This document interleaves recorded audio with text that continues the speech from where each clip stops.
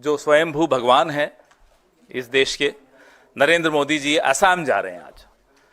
तो वो जब तक वहां लैंड करें, हमारे जितेंद्र सिंह जी का ये सोचना था कि वो लैंड करें उससे पहले हम कुछ अपने सवाल उन तक भेज दें, ताकि हेमंता बिस्वा शर्मा हवाई अड्डे से जहां भी वो जा रहे हैं रास्ते में कुछ उन्हें जवाब बना सके। वैसे बना नहीं पाएगा क्योंकि कुछ मिलेगा नहीं। इसमें से एक भी सवाल, एक भी टिप्पणी जो हमारे नेता आपके सामने अभी करने वाले हैं का जवाब हेमंता बिस्वा शर्मा से या प्रधानमंत्री नरेंद्र मोदी से को सूझेगा नहीं। ये हम आपको दावे के साथ कह सकते हैं। पूरे देश को पता है कि भाजपा जुमलों का कारखाना है, जुमले पर जुमले। और अगर इस कारखाने का सरदार स्वयं प्रधानमंत्री नरेंद्र मोदी जी हैं, तो इस कारखाने का उत्तर पूर्वांचल का रीजनल मैनेजर हिमंता बिस्वा शर्मा जी हैं। सिर्फ जुमले।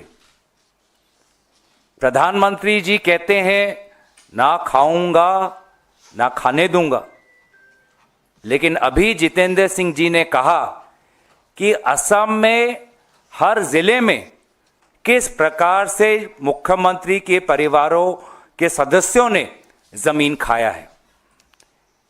एक जिला नहीं छोड़ा जहां पर उन्होंने जमीन नहीं खाया होगा। प्रधानमंत्री मोदी जी कहते हैं मैं तो फकीर हूं, लेकिन फकीर होने के पश्चात आज इस प्रकार के बातें आ रहे हैं। कोयला का बात आ रहा है, वाइल्ड लाइफ कॉरिडोर में ग्रीन रिजॉर्ट बना, वाइल्ड लाइफ कॉरिडोर में ग्रीन कॉरिडोर में रिजॉर्ट बनाने का आ रहा है, चाय बागान खरीदने का आ रहा है, इंटरनेशनल स्कूल खड़े करने का आ रहा है। तो प्रधानमंत्री मोदी जी फकीर हैं, लेकिन आसपास तो ऐसे लोगों का उन्होंने जुमावरा बना रखा है जिनका विकास होते ही जा रहा है, और जिस विकास का कोई जमीनी हालात से कोई तालमेल नहीं है। आज देश भर में मैं भी जानता हूं मीडिया कंपनी की अवस्था इतनी अच्छी नहीं है। आप लोगों को एक जमाने में जो अच्छे अच्छे तनख्वाह मिलती थी वैसा परिस्थिति नहीं है। मीडिया कंपनी चलाना बहुत मुश्किल है। लेकिन असम में आइए, देखिए वहां पे कैसा एक मीडिया कंपनी, आप होटल, आप स्कूल में, अब जमीन में, क्या कोई जांच होगी? तो हमारा मकसद तो इतना ही है कि प्रधानमंत्री मोदी जी, आपके कानों तक निश्चय ये सवाल जा रहे हैं। क्या आप पूछेंगे हिमंता बिस्वा शर्मा जी से कि क्या उनके परिवारों पर जो आरोप आ रहे हैं, असम प्रदेश के लोगों जो पीआईएल डाल रहे हैं, लोग सवाल कर रहे हैं, असम की मीडिया सवाल उठा रही है, क्या इनमें सच्चाई है? क्या प्रधानमंत्री का पीएमओ ऑफिस जो सवाल आज उठे हैं उस पर कोई जांच करेगा? ये हम जानना चाहते हैं। क्या प्रधानमंत्री मोदी जी हिमंता बिस्वा शर्मा जी से पूछेंगे कि आप तो नॉर्थ ईस्ट डेमोक्रेटिक अलायंस के कन्वीनर थे, आपको तो नॉर्थ ईस्ट पूरा संभाला हुआ था, मीडिया में आपको नॉर्थ ईस्ट का चाणक्य आपको का दर्जा मिलता है, तो मणिपुर में इस प्रकार की अस्थिरता कैसे उत्पन्न हुई? मणिपुर में इस प्रकार से सामाजिक हिंसा कैसे हुआ? लोग क्यों मारे गए? लोग क्यों बेघर हुए? अब क्या उत्तर पूर्वांचल का दायित्व हिमंता बिस्वा शर्मा जी पर नहीं है? दोनों ने यह कहा कि मणिपुर का हिंसा कुछ ही महीनों में सुधर जाएगा। प्रधानमंत्री मोदी जी ने सदन के अंदर कहा जब नो कॉन्फिडेंस की मोशन आई कि ये तो कुछ महीनों में सुधर जाएगा। शायद उनको पूरी जानकारी हिमंता बिस्वा शर्मा जी दे रहे थे, जिन्होंने स्वयं मीडिया के सामने कहा अरे मणिपुर का मसला ये हम संभाल लेंगे। क्या संभाला? राष्ट्रपति शासन लग गया, समाज के बीच में हिंसा, दरार, ये है उनकी उत्तर पूर्वांचल के प्रति उनकी चाणक्य नीति। जुमले पर जुमले, 6 कौमों को एसटी स्टेटस देने का जुमला। खुद सदन में गृह मंत्री अमित शाह जी ने सदन के मेज को थपथपाते हुए कहा कि जो काम स्वर्गीय राजीव गांधी जी नहीं कर पाए असम अकॉर्ड के क्लॉज 6 नंबर दफा को इंप्लीमेंट करने में, वो काम उनकी सरकार करने वाली है। एक कमेटी बनाई, एक रिपोर्ट बनाई, जस्टिस बिप्लब शर्मा की कमेटी बनाई, और क्या पता है आज तक केंद्र सरकार ने उस कमेटी के रिपोर्ट पर अपना हस्ताक्षर भी नहीं किया। जिस बात को लेकर गृह मंत्री अमित शाह जी को बहुत गुरूर था, क्या वो कहेंगे क्यों उनकी बनी हुई कमेटी पर आज भी केंद्र सरकार का कोई प्रतिक्रिया नहीं, कोई हस्तक्षेप नहीं? तो असम अकॉर्ड का 6 नंबर दफा जुमला, 6 कौमों को एसटी स्टेटस देना जुमला, चाय बागान को श्रमिकों को उनका पगार बढ़ाना जुमला। जो हमारे एसटी के काउंसिल्स हैं, उन काउंसिल्स की ताकत और बढ़ाने के लिए राज्यसभा में बिल लाया गया, लेकिन उस पर भी कोई कार्रवाई नहीं, उस पर भी कोई नहीं। हमारे बोडो काउंसिल, कार्बी काउंसिल मांग कर रहे हैं कि हमें और ताकत दीजिए, पर कोई ताकत नहीं।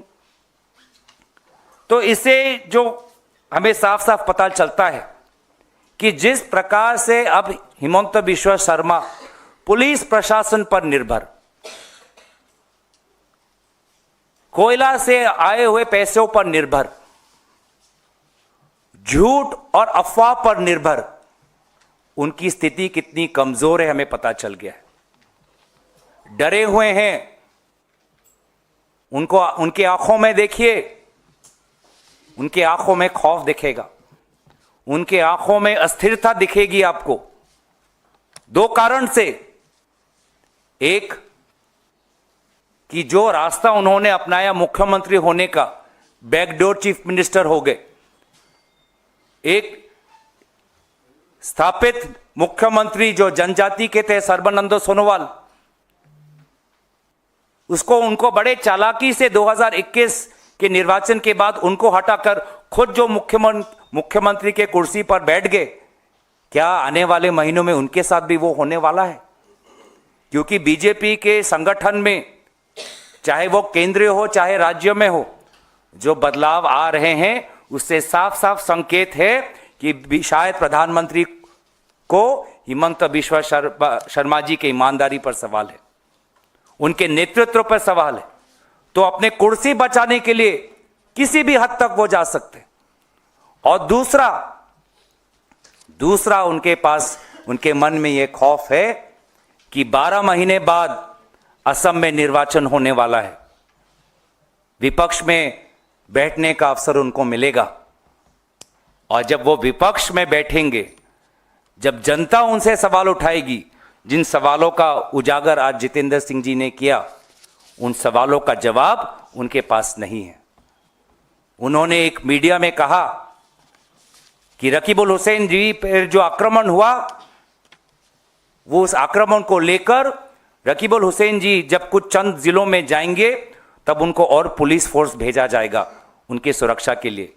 लेकिन जब हिमंत बिश्वा शर्मा जी विपक्ष में बैठेंगे, जनता का इतना आक्रोश, जनता में इतनी नाराजगी कि असम में हर जिले में जाने के लिए उनको पुलिस की सुरक्षा की जरूरत होगी। तो आज प्रधानमंत्री मोदी जी कहें कि ना खाऊंगा ना खाने दूंगा कहा, लेकिन वास्तविक में एक ऐसा वॉशिंग मशीन की स्थापना की जिस वॉशिंग मशीन का सबसे बड़ा ब्रांड एम्बेसडर हिमंत बिश्वा शर्मा जी है। क्योंकि उन पे लगाए गए हुए जो आरोप थे, लुइस बर्जर का, शारदा का, आज भाजपा वो भूल चुकी है, अपने ही आरोपों को वो भूल चुकी। अब तो वो एकदम वॉशिंग मशीन में जाके नहला के धुला के, अब तो वो अमूल मिल्क से धुल के आए हुए हैं। सबसे अगर असम में अगर उनकी बात माने तो असम में सबसे साफ छवि के लोग, साफ छवि के व्यक्ति आज हिमंत बिश्वा शर्मा जी हैं। जनता जनार्दन, जनता सब जानती है। जिस प्रकार से झारखंड के राजनीतिक रूप से सक्रिय लोगों ने हिमंत बिश्व शर्मा जी के भाषणों को नकारा, 12 महीने बाद असम की जनता वही करने वाली है। प्रेस वार्ता को आगे बढ़ाते हुए मैं अपने वरिष्ठ साथी जितेंद्र सिंह जी से आग्रह करूंगा कि वो अपनी बात आपके सामने रखें। यही ले लीजिए।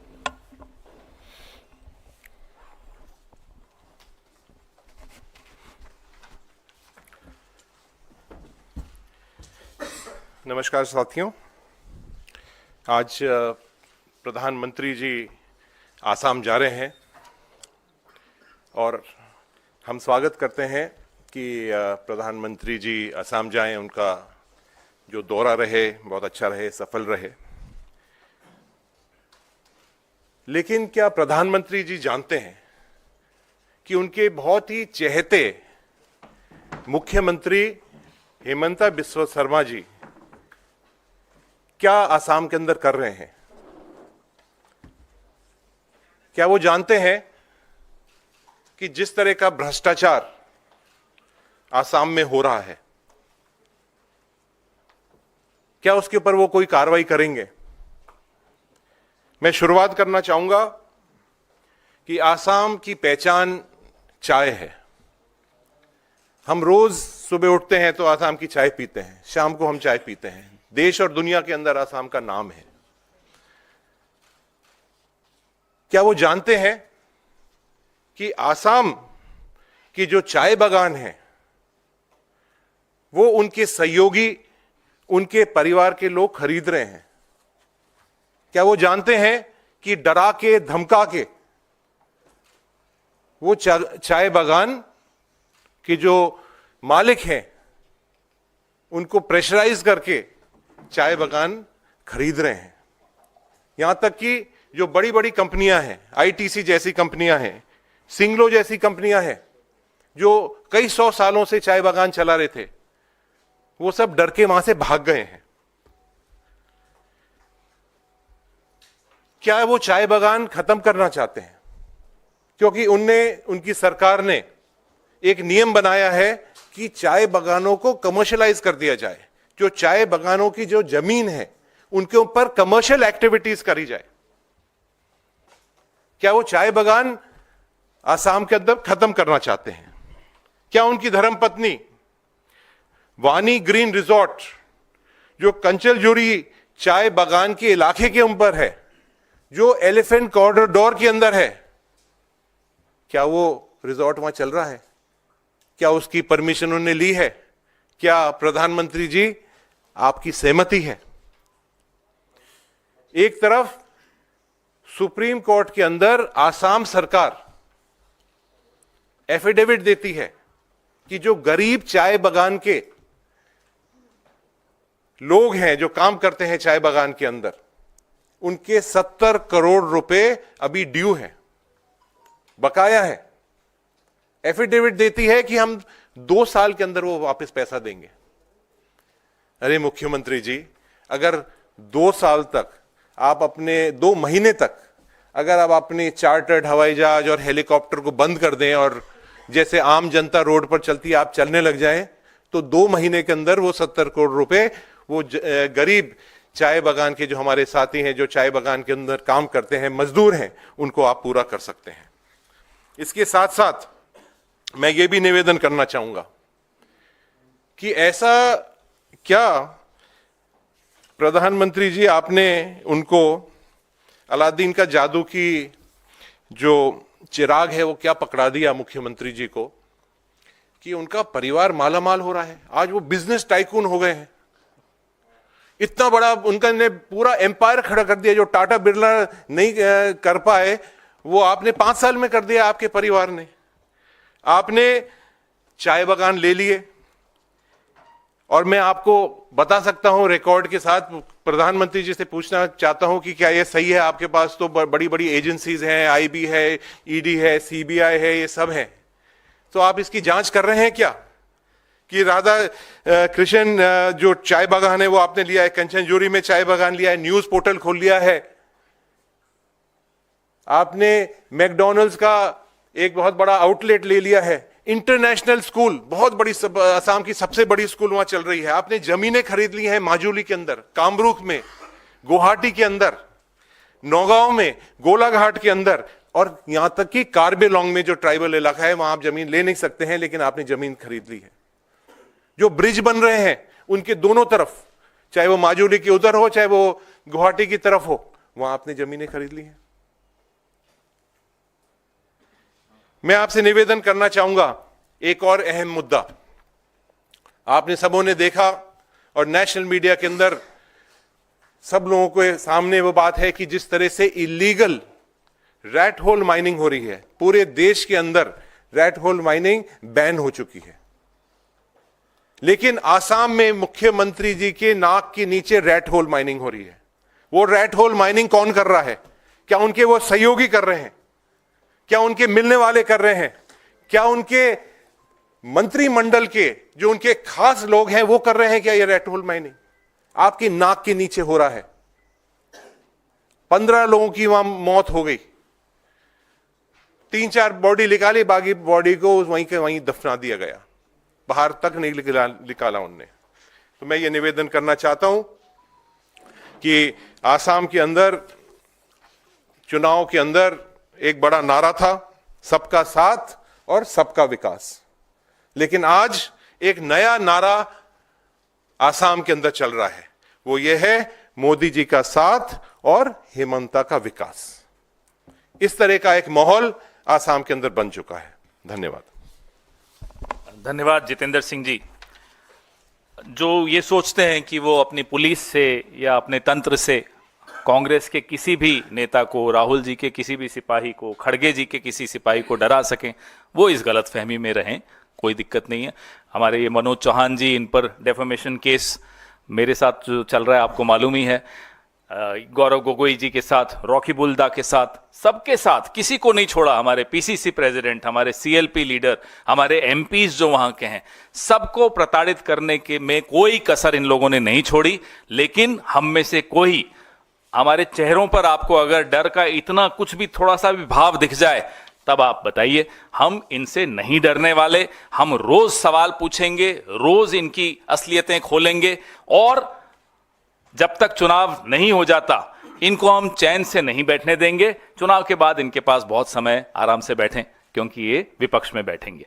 अब मैं पीसीसी प्रेसिडेंट साहब, मैं हमारे पीसीसी प्रेसिडेंट साहब से आग्रह करूंगा कि वो अपनी बात सामने रखें। ऑन कर दीजिए। ये ऑन है? Hello hello. नहीं। मैं सबसे पहले आज सुबह जो आसाम आदिवासी स्टूडेंट यूनियन, इन लोगों ने 3 प्रश्न मोदी जी को आज सुबह पूछा था। वो आसाम का जनता का प्रश्न है। आसाम का जनता जानना चाहता है कि मोदी जी ने 2014 लोकसभा का समय वादा किया था कि आसाम में जो 11 लाख साय मजदूर है, इसका डेली वेजेस 351 रुपीस करेगा बोल के ये बीजेपी का वादा था, और ये बीजेपी का विजन डॉक्यूमेंट्स में भी लिखा हुआ है। वो भी ब्रह्मपुत्र उपत्यका में जो टी लेबर का डेली वेजेस है वो 250 है, और बराक उपत्यका में 220 रुपया है। तो मोदी जी से आसाम का जनता ये सवाल पूछ रहा है, जब 351 रुपीस डेली वेजेस का जो कमिटमेंट लिया था वो कब होगा? दूसरी सवाल जो आज 10 साल का बाद असम का जनता कर रहा है, असम का जनता जानना चाहता है, जब मोदी जी ने वादा किया था जो 6 कम्युनिटीज, टी ट्राइब, आहूम, सुतिया, मटक, मोरान और कुश, 6 कम्युनिटी को 100 दिन का अंदर एसटी स्टेटस दिया जाएगा। आज आदिवासी स्टूडेंट यूनियन ने यह सवाल पूछा है, आदिवासी जनता का इमोशन का साथ खिलवाड़ किया जा रहा है। ये मेरा राय नहीं है, या आदिवासी स्टूडेंट यूनियन ने सुबह यह बात बोला, क्योंकि आदिवासी झारखंड में एसटी है, उड़ीसा में एसटी है,